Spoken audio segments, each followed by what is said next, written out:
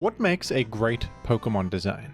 It's a subjective question, and there are many ways one can appreciate a Pokemon. Maybe you only care about their visual design. Maybe you only care about how they play in-game. Or you only care about whether or not they are competitively viable. Perhaps Furret is the best Pokemon. Some would argue this.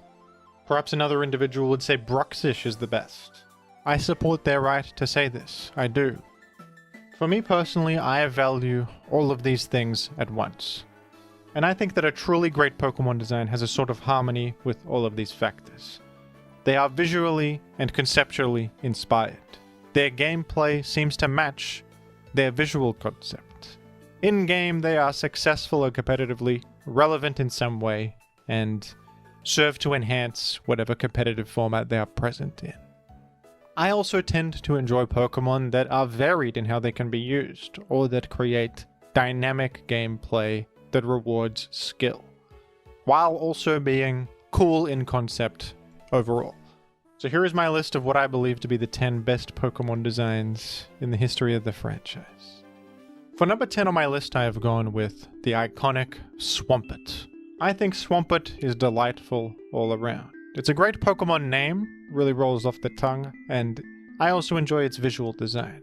It's somewhere in between goofy and menacing. In the Gen 3 OU metagame, I believe Swampert is the greatest and healthiest defensive Pokemon in any metagame I have ever played.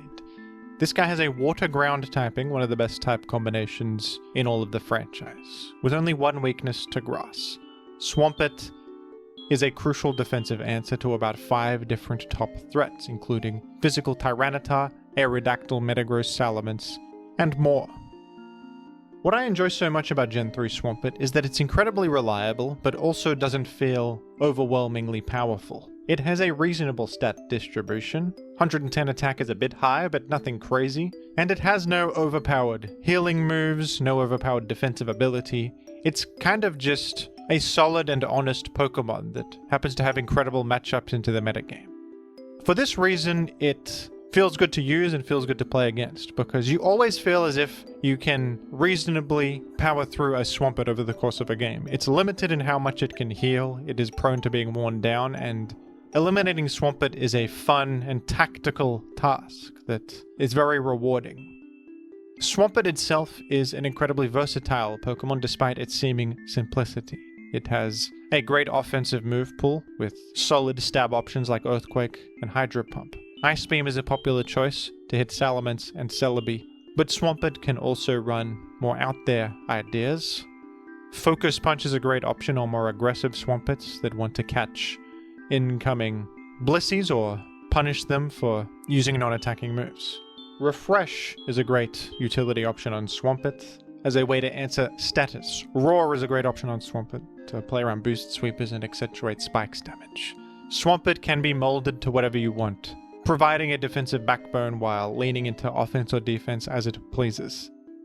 Swampert is commonly seen on every team, but it can be used in so many different ways and is so healthy and enjoyable to play against that doesn't feel like a problem. Swampert feels like the original Landorus, Therian, or Great Tusk, this reliable bulky ground type, but I think it feels a little less annoying than them. It doesn't have U-turn, knockoff, hazards, Scald even. Scald didn't exist here. It just has normal attacks and utility moves, so you're not going to Swampert and getting a completely safe, risk-free thing that you get to do. It is a good Pokemon, but it's not too good. It's in that perfect sweet spot. I absolutely love Gen 3 Swampert, but the reason I have Swampert so low on this list in general is because I think I have to factor in the Pokemon's entire lifespan, and beyond Gen 3 it did eventually fall off and fade into irrelevance. In Gen 4, Swampert remains very solid and is a positive force in that metagame, but in Gen 5, Swampert fell off a cliff in viability, no longer able to keep up with the increasing power level. Those middle-of-the-road stats started to catch up to it, as well as more useful water-ground type Pokemon being introduced, and general bulky ground types improving too, with Landorus, Therian, Gliscor, and Garchomp now being legal choices, leaving Swampert in the dust a little bit. So I can't really say that Swampert stood the test of time, and the beauty of Swampert is confined pretty much to a single generation. but I still would give Swampert respect for, in my opinion, being the ideal example of a healthy defensive Pokemon in a metagame, and also a good and morally upstanding Pokemon. A beacon of hope for humanity. For number 9, I have gone with a Pokemon that many hate, but I believe to be the most overhated Pokemon in history. I think that this Pokemon is not just well designed, but imperative for the health of the game. I'm talking, of course, about Blissey. I don't know exactly what people have against this Pokemon. Perhaps they lack respect for eggs, despite their nutritional value. I think the actual reason is because Blissey is a defensive Pokemon, and it can be a hard one to get rid of. Blissey is the ultimate special wall, defined by its neutral normal typing, and astronomically high HP and special defense stats. It has one job and it excels at that job. It exists to take special attacks. And Blissey is the best special wall in Pokemon history. I think Blissey is a pretty unique case in all of Pokemon designs. They don't give stats like this to random, non-legendary Pokemon very often. I think it's cool when a Pokemon is extraordinarily powerful in one specific area, but extremely limited in every other area. Blissey is extremely targetable on the physical side with only 10 base defense, and it's also extremely passive.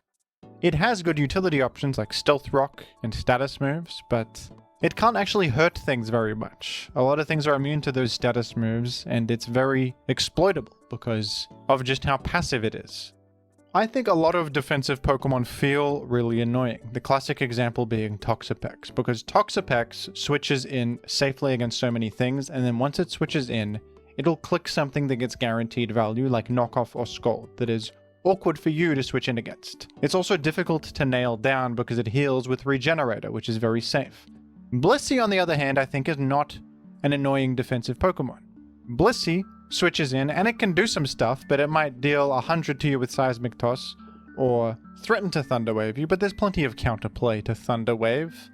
It's not a completely free thing to click. And Blissey has to heal manually with Soft Boiled and is prone to getting chipped down.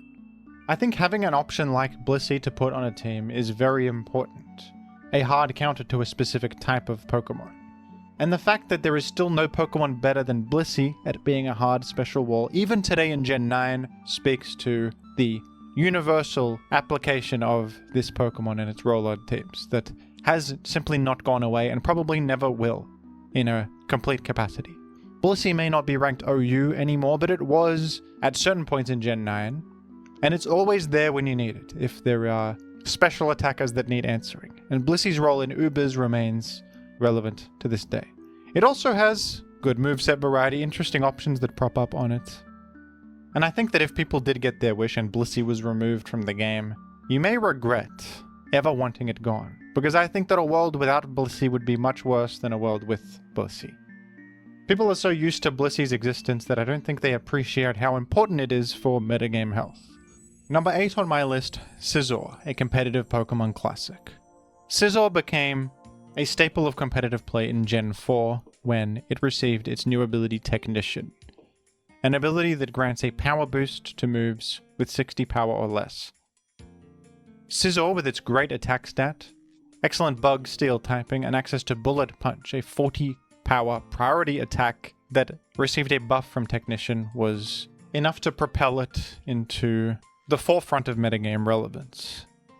I think that Scizor is an awesome Pokemon all around, with a great name and visual design, and in my opinion a very balanced set of options. Bullet Punch is powerful, with its above average damage output for a priority move, and Stab on top, but I like the fact that Steel is a fairly limited type for priority. Plenty of things resist it, plenty of things can respond to it. Scizor does have other great offensive tools, but it has to take advantage of them with a low speed stat. Scizor's excellence comes from its combination of good defensive typing and that priority option, but these are inherently targetable as well. It has a ×4 fire weakness, giving many Pokemon opportunities to eliminate Scizor with a surprise bit of fire coverage. Scizor is an excellent Pokemon, but it's reasonable to deal with shortcomings that are more than enough to keep it in check. Scizor also has good moveset variety. U-Turn is a fantastic option released in Gen 4, allowing it to pivot with a stab boost on top. It has superpower for fighting coverage, and even roost for healing. You can run Swords Dance bulky Scizor with leftovers for more longevity, using Scizor as a late game win condition. You can go fully aggressive with Scizor, running Choice Scarf or Choice Band, taking advantage of its immediate power. Or you can run an aggressive Life Orb Scizor. In later generations, Scizor even got the utility option of Defog to provide further utility, turning Scizor into a hazard remover. Scizor is an undeniably great Pokemon design, I think, striking that great balance of power for a top offensive threat, and proving itself meta-relevant for many years to come. In Gen 9, it's had a rough time, as it lost its crucial option of Roost, but even in this tough environment, Scizor recently rose back up to OU, proving everybody wrong and maintaining metagame relevance, even in the harsh environment of Gen 9. There's really not much negative I can think to say about Scizor, honestly, and the only real reason it's not higher is just personal preference. I like other Pokemon more, but if this was your favorite Pokemon of all time, I think it'd be a great candidate. For number 7 on my list, I've gone with Porygon 2, and I will admit to a lot of personal bias here. I'm a big fan of this Pokemon, and I think Porygon 2 has my favorite ability in the entire series. Porygon 2 has the ability Trace, which on switch in copies the enemy's ability. This is Porygon 2's defining trait. Beyond that, it is a normal type with pretty okay but nothing crazy stats. Porygon 2's ability Trace has so many interesting applications. In Gen 3 OU, when it first received this ability, Porygon 2 could use Trace to counter-trap Dugtrio. You would trace their ability Arena Trap, and now they are trapped with you in a karmic turn of events. Trace can also be used to copy Levitate and gain ground immunity against enemies like Flygon and Claydol. You can use it to trace Volt Absorb and become a switch into Jolteon. You can trace Flash Fire and gain fire immunity. You can trace Natural Cure from Blissey and then cure a status ailment that you have by stealing their ability. This ability is so cool and creates so much dynamic gameplay. You can think up interesting new ways to use it that you've never seen before, that might come up in niche situations. It's an ability that inherently creates interesting situations all the time, and I really love that. Porygon 2 itself is also a pretty balanced and diverse Pokemon. It has a good selection of special attacks, recovery, status options. Later on in the series it gets Foul Play, allowing it to be a bit of a physical check, and it also gets access to the item Eviolite, allowing it to have enhanced defenses, because it receives a new evolution of Porygon Z.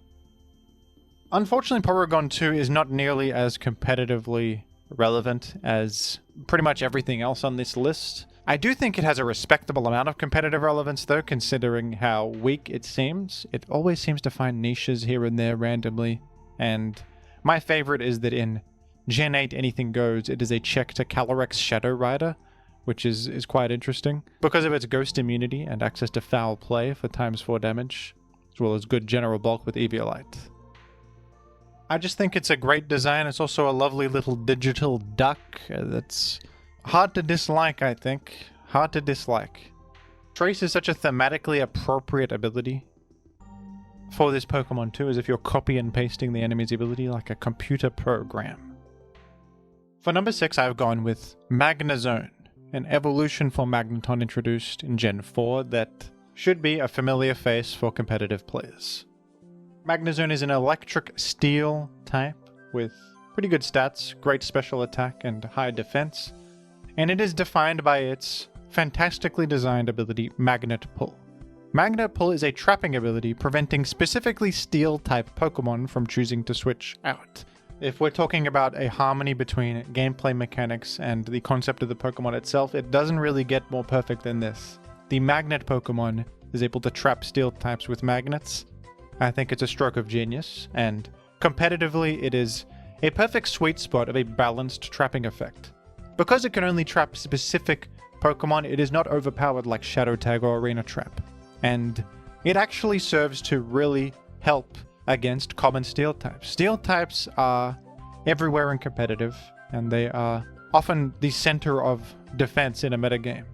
Skarmory in Gens 3 and 4, Ferrothorn from Gen 5 onwards, Scizor, as we just mentioned, is prevalent in many different metagames. There's always going to be steel types around, and Magnet Pull's usefulness always shows up. Magnezone itself is a satisfying Pokemon to use, with a fun move pool. It has, of course, regular old special attacks like Thunderbolt and Hidden Power. As Thunder Wave, it has the option Magnet Rise to provide itself an immunity to ground. That's always nice. It has Flash Cannon for Steel Stab when that's applicable. Charge Beam is interesting because Charge Beam is an electric attack that raises your special attack, so you can use this to actually gain maximum special attack against a helpless steel type that can't hit you. That's a pretty interesting way to get the most out of Magnezone. For a Pokemon that seems so one-dimensional in what its job is, there's a surprising amount of set variety on Magnezone. It can run anything from choice items to regular old leftovers to type berries to air balloon and all sorts of different mix and matchable options and EV spreads. I would personally like to see more abilities designed like Magnet Pull that trap a specific type of Pokemon, because I think this sort of counterplay is healthy and interesting and is a fantastic team building option that everyone can appreciate having access to. And I think Magnezone's visual design is also creative. Weird UFO made of magnets. Some people think it's a bit much. I personally quite like Magnezone's visual. For number 5 on the list, I've gone with Garchomp. Few Pokemon are as intertwined with the identity of competitive as Garchomp. Introduced in Gen 4, it was actually a bit too powerful for its debut, with Dragon-type attacks being at the peak of their power in Gen 4, as well as its stats being a bit high for the time. But as the franchise progressed, Garchomp caught up to the appropriate power level. And I think that when Garchomp is present in OU, it's a good thing. Garchomp is a Dragon Ground type, which is just a fun and cool type combination. Plenty of resistances to take advantage of that wonderful electric immunity. And Garchomp's stats are very nice, in my opinion. Especially its slightly above 100 base speed, allowing it to just outrun a lot of key targets with base 100 speed. Has a very good and well-rounded defensive stat distribution, a high attack of 130, and a usable enough special attack stat too of base 80 for its mixed options to be relevant. Garchomp is a very versatile Pokemon, with Stealth Rock being its most popular option, but there are many different ways you can run a Garchomp. As a Swords Dance Sweeper, as a Choice Scarf late game cleaner, you can run Garchomp. As a mixed attacker with its wonderful options of Draco Meteor and Fire Blast. In recent generations, tanky Garchomp with Dragon Tail has been a new favorite, as well as receiving the new option of Scale Shots, helping it to be a bit more of an offensive threat. A Dragon-type attack that raises speed. The reason I think Garchomp is a great design is because it stands out from the crowded role of bulky ground type. You have some serious competition from fellow OU staples like Landorus, Therian, Gliscor, and Excadrill, but Garchomp feels more offensively threatening than them. The speed benchmark is relevant, as is the ability Rough Skin to chip enemy Rapid Spinners and other miscellaneous physical attacks. While Garchomp lacks the universal click of U-turn, lacks utility options like Knockoff or Rapid Spin that Excadrill has, Garchomp feels the most offensively potent and versatile, in my opinion, of any of its ground-type counterparts.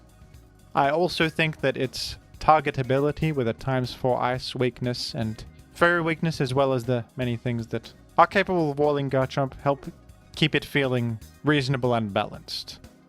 Garchomp is undeniably cool visually. Dragon Shark creature, absolutely awesome. And it's a great name too that rolls off the tongue elegantly. I think that Garchomp is classic all around. I love its moveset variety. I love a mixed attacker, and Garchomp is one of those. Garchomp has definitely fallen off in Gen 9, ranked UUBL, still used from time to time, but does seem that Garchomp's time in the spotlight is fading. But it has had so many straight generations of competitive excellence. You got to give it credit there, and it always feels like a welcome presence in every generation you can use it in my opinion. It's good for team builders because of its variety. It's good for the in-game dynamics with many different ways to switch it in, target it, bait it in, or suss out its moveset options. It just always creates fun gameplay, in my personal opinion, and is a positive force, as well as just all around being cool. For number 4 on my list, I've gone with Heatran, a Pokemon with an incredible competitive career, and one that I think is beautifully designed. Heatran is a Fire-Steel type Pokemon with a nice stat distribution. It is respectably bulky, 91 HP and 106 in the defenses, but not too bulky either. It's very threatening with 130 special attack, but it's also not so fast that feels overwhelming, with only 77 base speed. Heatran has the ability Flash Fire, granting it a fire immunity, and a bonus to fire type damage if struck by a fire move. Heatran is a great stealth rock setter with some nice offensive firepower attached to it as well, that serves a great defensive and offensive role. And it's in that beautiful middle ground of being perfectly balanced, I think, where it is slow and its times fall weak to ground and weak to fighting. There are clear ways to target and eliminate Heatran. With Flash Fire, it serves a unique defensive purpose against fire types, crucially Volcarona and other fire wall breakers like Victini. Its coverage is interesting too. It gets Earth Power, a rather uncommon special attacking option that has a lot of great application. Heatran also has an interesting trade-off with its fire type attacks of choice. It has the signature move Magma Storm, which has an incredible 120 power and a trapping effect that also deals damage over time. Magma Storm can be used to punish special walls like Blissey, trapping them, and with Taunt you can wear them down and eliminate them actually. But Magma Storm has the drawback of 70 accuracy. It's a rare case where I think low accuracy is actually a good form of balance for an attack, because it means Magma Storm is not so spammable, and using it is a conscious decision of the team builder, because Heatran has other options that are more accurate and reliable. Fire Blast is probably the most popular on Heatran, because it has a good mix of power and accuracy with 85 accuracy. But Heatran can also just choose to use Flamethrower for the most consistent choice, 95 power and 100 accuracy.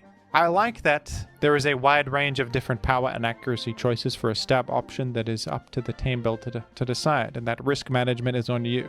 There's also the interesting option of Eruption, which has higher power the more HP you have, great on Choice Scarf sets. And then there is a Lava Plume, the most defensively favorable option for a fire stab. It has a lower power of 80 but a 30% burn chance, which is incredibly useful on more defensively leaning Heatrans. So I love all of these different options you have for Fire Stab, and it naturally creates variety in how Heatran is used. There are Choice Scarf Eruption sets in the Sun. There are specially defensive Heatrans with Lava Plume. There are various things in between. Different EV spreads consisting of some bulk, some speed, some power. Heatran does a lot of things really well, but it's not overwhelming in any area, with clear weaknesses that are not even that hard to fit on a team. Most teams are going to have water type attacks, fighting type attacks, and ground type attacks somewhere. Heatran can't heal forever. Heatran has limitations. And it's also a cool Pokemon, weird creature made of magma. I enjoy it. I think this is a textbook example of a great competitive Pokemon design. Strong, but fair. For number 3 on my list, I have gone with one of the most iconic Pokemon in the entire series. The legendary Gengar, known in Chinese as Gengui. Gengar has been a competitive icon ever since the very first generation. It was the first real viable competitive ghost type. It has a ghost poison typing and a classic special attacker stat distribution. Frail defensively, but with very high special attack and speed. Despite its frailty, Gengar is defined by all of its different immunities. As a ghost type, it's immune to a bunch of important attacks. It's completely immune to normal and fighting type attacks, including important ones like Explosion and Rapid Spin. As a poison type, it's immune to being poisoned. And in Gen 3, it even received Levitate, granting immunity to ground, immunity to spikes, chip damage, and even immunity to Dugtrio's Arena Trap effect. So despite its frailty, Gengar has a lot of opportunities to hit the field and can even famously block Rapid Sprint from happening, and therefore maintain hazards on the field by just switching in. This typing and ability are doing Gengar a lot of favors to make up for its frailty, but it also has an incredibly diverse set of options. Especially in Gen 3, its moveset variety is unprecedented. I think it's the most diverse OU Pokemon in history, with an unbelievable combination of different special attacks and utility moves like Will-O-Wisp, Taunt, Haze, Destiny Bond. It can use Explosion to sacrifice itself for momentum. It can use Focus Punch despite its low attack, to counteract some of its most common switch-ins like Tyranitar, Blissey, and Snorlax.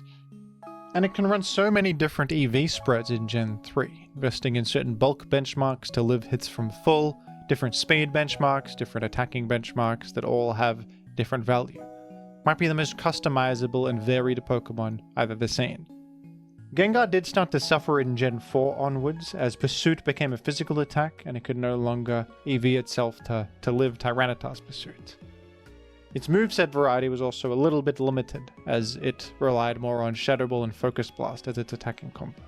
But that diversity and utility that it carried was still present in these later games, and it maintained its viability as a result. Gengar set itself apart from other special attackers with all these useful immunities and options that other Pokemon just didn't get. It even started to use tools like Pain Split and Disable, which it didn't even use previously. Unfortunately, in Gen 7, Gengar received one of the most infamous nerfs in Pokemon history, losing its ability to levitate, having it replaced with the far inferior Cursed Body.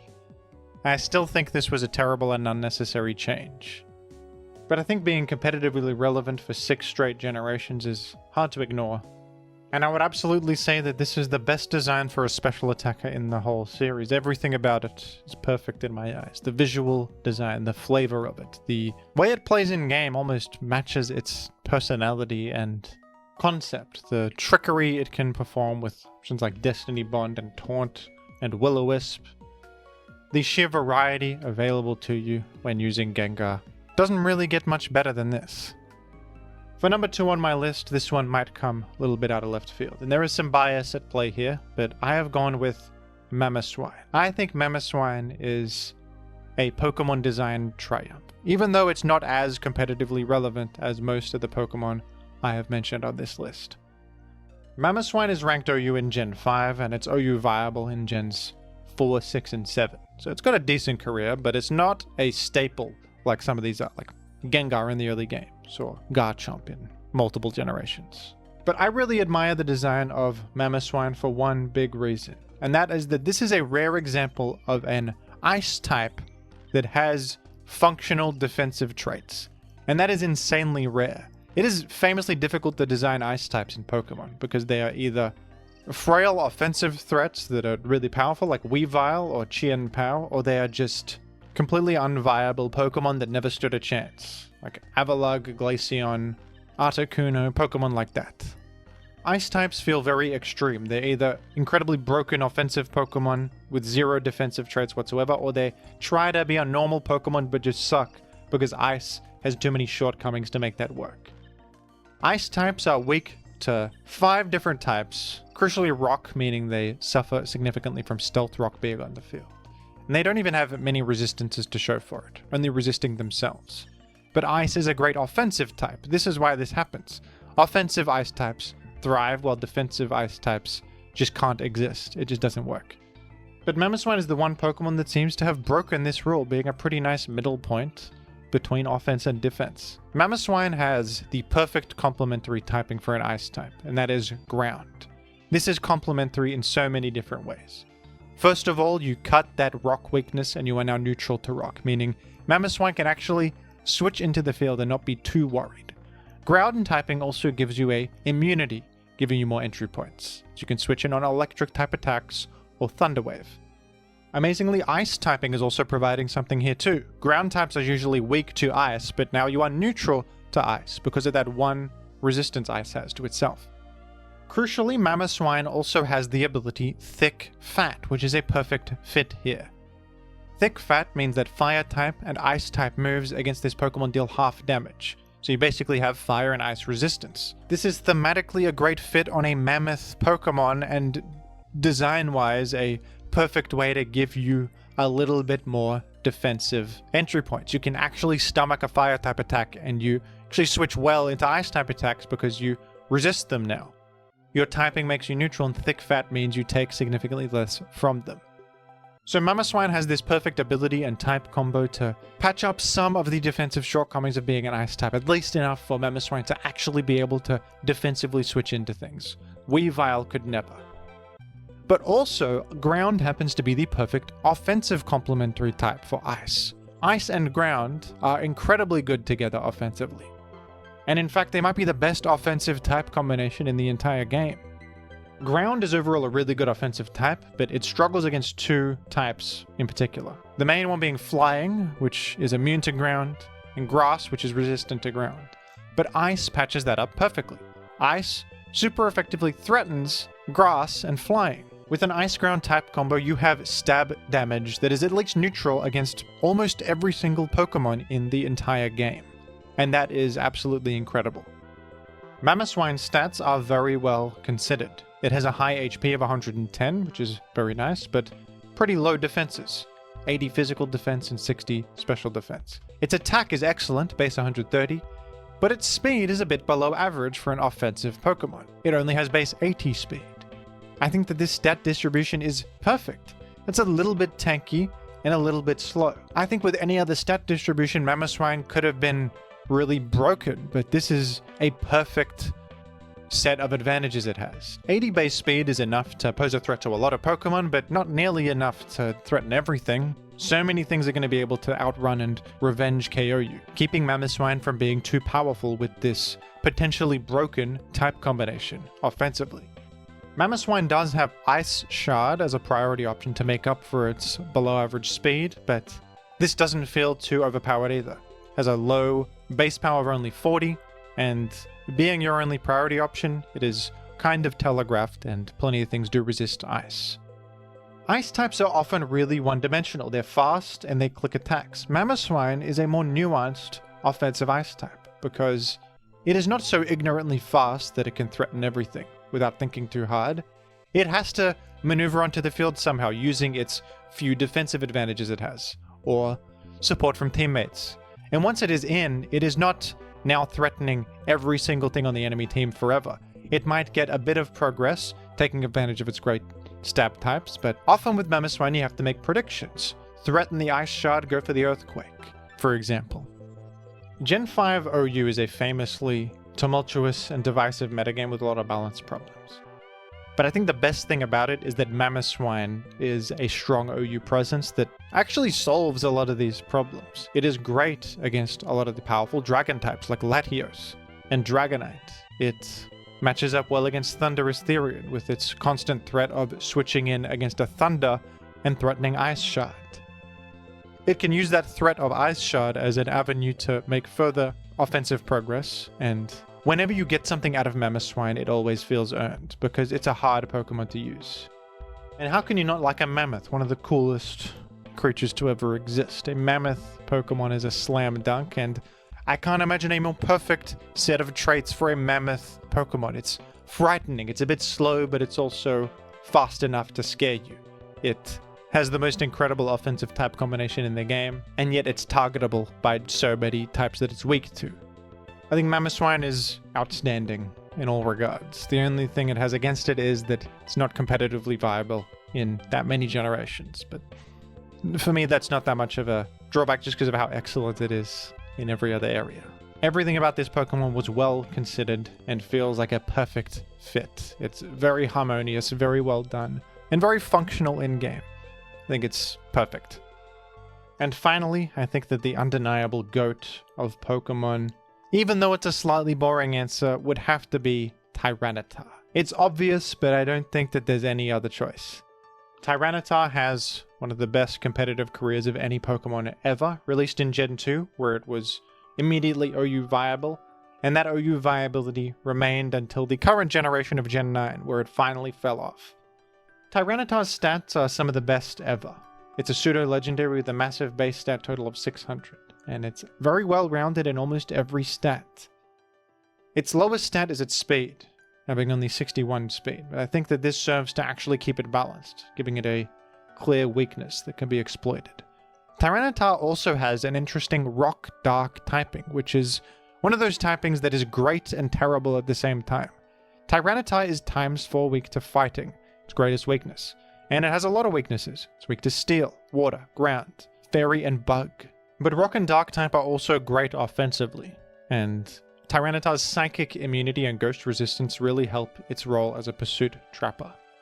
Tyranitar was used as a pursuit trapper as early as Gen 2, Pursuit being a dark type attack that is able to deal damage as an enemy switches out. This is a trapping effect that is great at targeting ghost, and psychic types who are weak to dark. I think Pursuit is a cool move in the same way that Magnet Pull is a cool trapping effect, because it specifically targets certain Pokemon. It's also just one attack that does it. And I enjoy the dynamics this creates. Tyranitar's most popular set most generations are its Pursuit trapping sets. But Tyranitar is incredibly versatile and powerful beyond that. In Gen 3, Tyranitar received the earth-shattering ability Sandstream, which on switch in summons Sandstorm on the field. And this would be Tyranitar's other significant claim to fame. Sand has a incredible metagame impact in Gens 3 and 4, as the weather is permanent and there are no other weather setters available in OU at the time. Sand has the effect of dealing chip damage to all Pokemon in the field that are not Rock, Steel, or Ground type, which serves to punish a lot of greedy Pokemon that rely heavily on leftovers healing, like Snorlax and Suicune. Tyranitar is also unbelievably diverse with an incredible move pool. Dragon Dance is a common way to use Tyranitar, as a straightforward win condition boosting option, taking advantage of your physical attacks. But Tyranitar can also be a mixed attacker. Its special attack of 95 is serviceable, and with a great move pool including options like Fire Blast, Ice Beam, and Thunder, Tyranitar can pose a threat to a significantly wider variety of Pokemon. Tyranitar also has great utility options like Thunder Wave, Roar, and Stealth Rock from Gen 4 onwards. In Generations 3, 4, and 5, Tyranitar is arguably the best Pokemon in the game across all three, and serves as a very healthy center for the metagame. A combination of an incredibly malleable set of tools, high power options, but also targetable weaknesses. Tyranitar's competitive relevance persisted in Gen 6, 7, and 8 as well, despite the nerf to permanent weather. Tyranitar is one of the most popular Pokemon in the series, just on a surface level as well, because it is a cool Godzilla creature. I view Tyrannosif as the mascot of competitive Pokemon itself. Pseudo-legendaries are very popular, and Tyranitar, I think, is the peak of pseudo-legendary design. For so long, this Pokemon stood the test of time, and persisted as a meta-relevant force, with incredible diversity in what it could do, adapting to different environments. Forgive me for sounding like a bit of an old man, but I feel as if creating a Pokemon that is both powerful and balanced at the same time is a lost art. Tyranitar is undeniably cool. It feels really strong, but it also feels reasonable. They gave it shortcomings. They gave it weaknesses. I think that its design is nuanced, the low speed, the options it has available to it, and it is central in a way that is, I think, very healthy. Tyranitar is the best Pokemon ever designed. But what do you think, folks? Do you agree or disagree with my takes here? Let me know down below in the comments, and thank you for watching.